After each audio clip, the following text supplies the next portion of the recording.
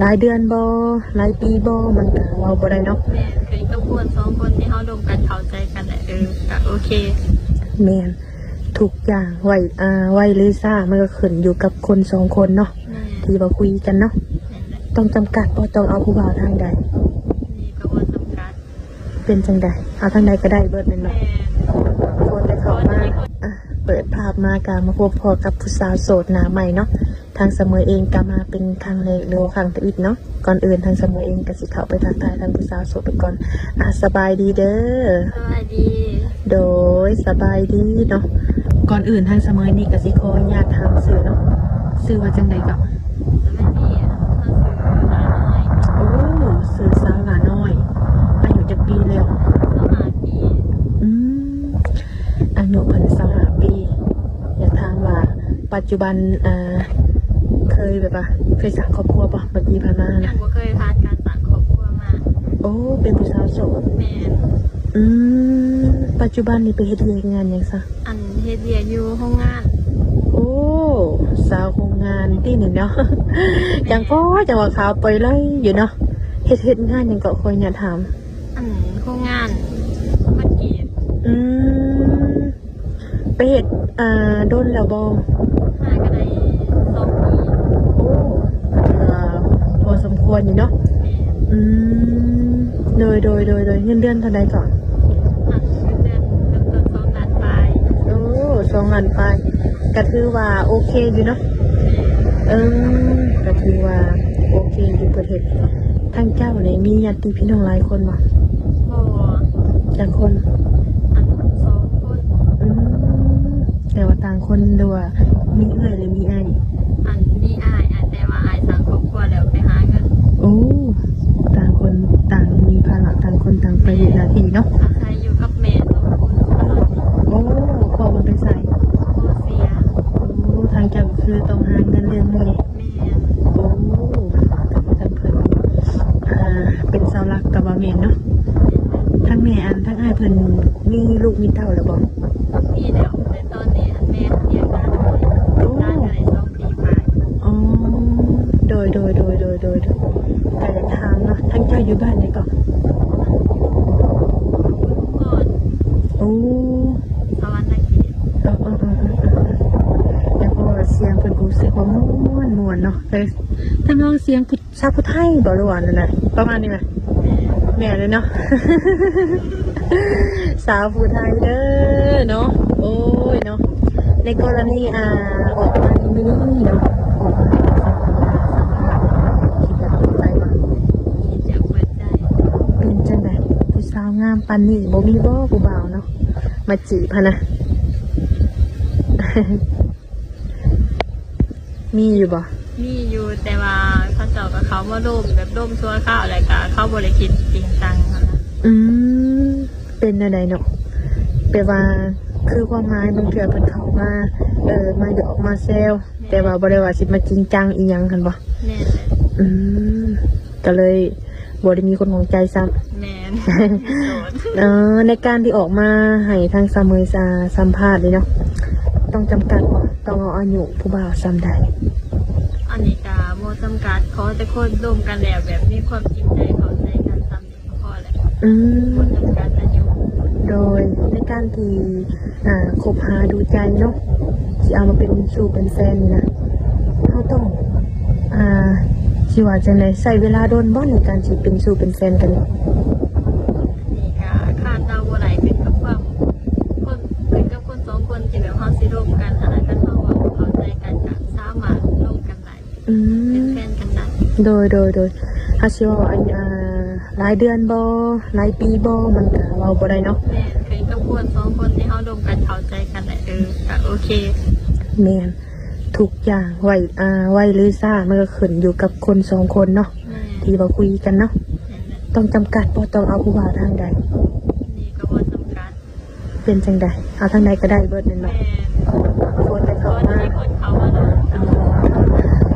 ทางใดก็บ่จำกัดเนาะสิอายุก็คือว่าแหละก็บ่ได้จำกัดคือกัน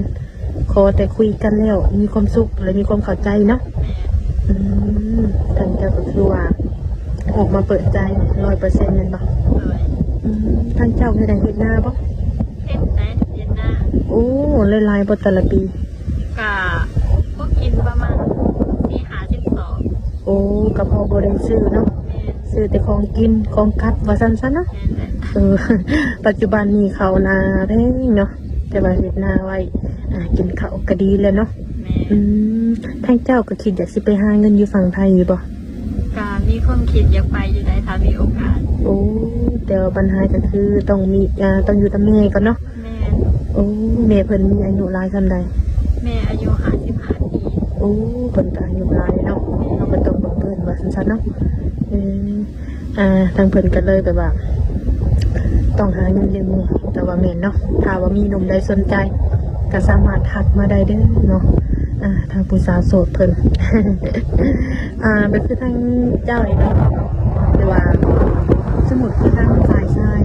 ผู้บ่าวนี่นะพอเพิ่นคนคิดนี่กันให้เพิ่นอยากสักส่วนไปเที่ยวอยู่ฝั่งไทยแบบนี้ไปได้บ่ ไม่ได้ ก็ไปได้อยู่เนาะ แม่ โอ้กะกะขอโทษขอไฟอีกทีเด้อน้องผู้ว่าทางเสมอนี่นางเก่ามีลมแน่หนึ่งมากมีลมมีสองมากคือรถผ่านลายเนาะเพราะว่าช่วงนี้กะเดือนอาจจะเข้าเดือน12เลยเนาะลมพัดเนี่ยกะสิเริ่มหนาวนั่นแหละ บร เนาะ รยากาศธรรมชาติ นี่สองมากก็คืออยากได้คนเอียงคน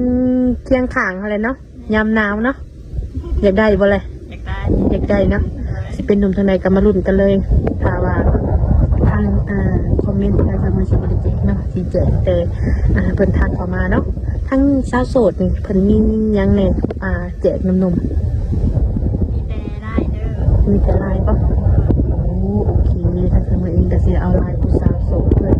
ไว้แจกหนุ่มๆนะ มักผู้บ่าวนิสัยแบบใด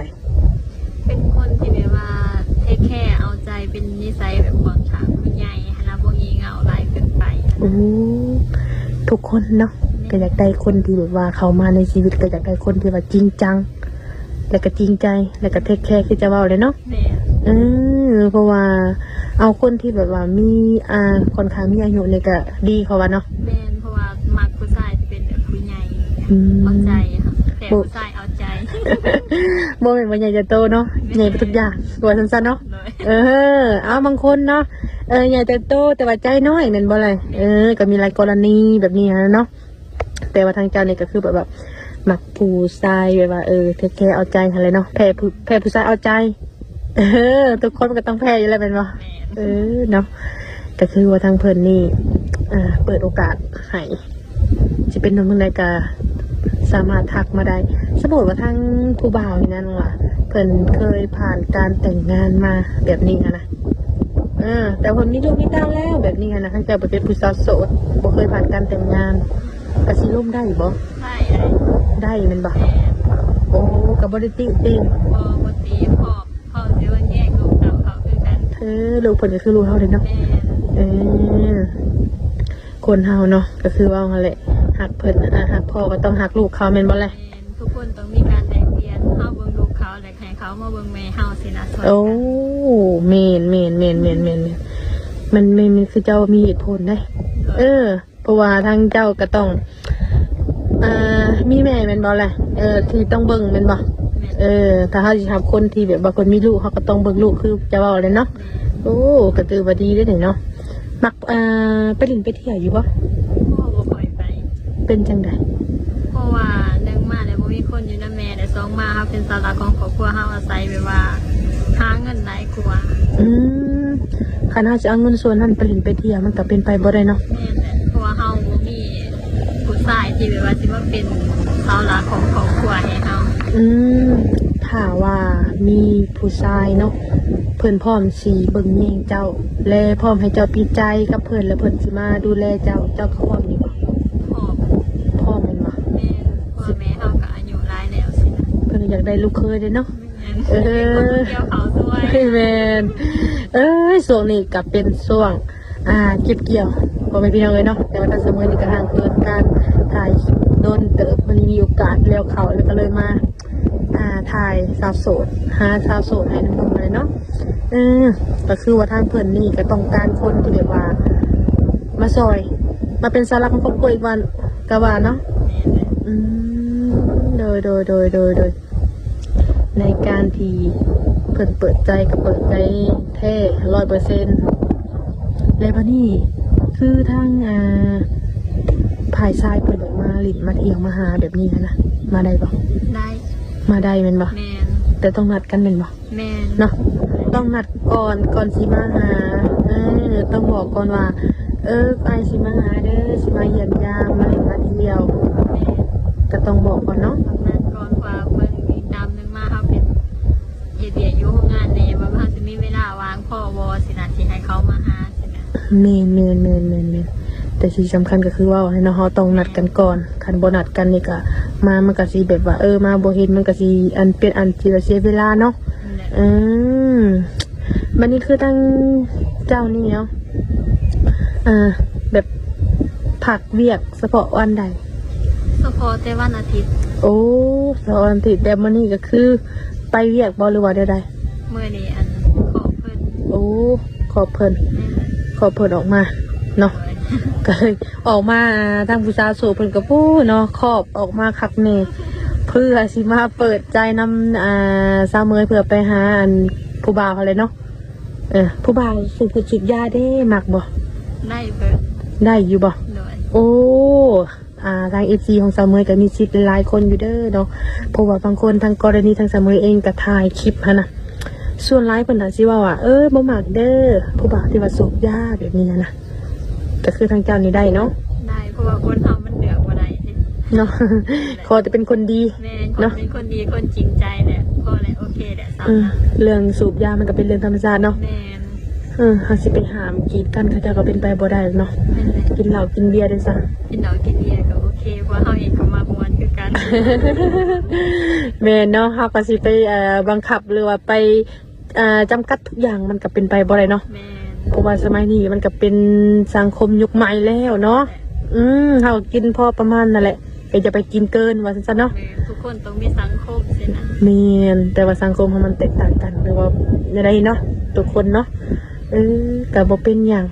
แต่ทางสามีเองก็สิบ่ว่าระยะห่างเราบ่แม่พี่น้องเลยเนาะก็สิให้ทางสาวโสดเพิ่นก็ไปพักผ่อนแล้วเพราะว่าท่านได้กินข้าวเที่ยงใช่บ่จักเนี่ย แม่น อันนี้เนาะ พอดีทางสาวโสดเพิ่นก็ท่านได้กินข้าวเที่ยงจึงได้เฮาก็สิได้ขอตัวปิดคลิปเนาะเพราะว่าทางสาวโสดเพิ่นก็สิได้ไปกินข้าวซอกก็คือถามว่าคำถามใดทางเสมอบริถามก็ให้ทางหนุ่มๆเพิ่นทักทายเขามาหาทางสาวโสดเองเด้อเนาะ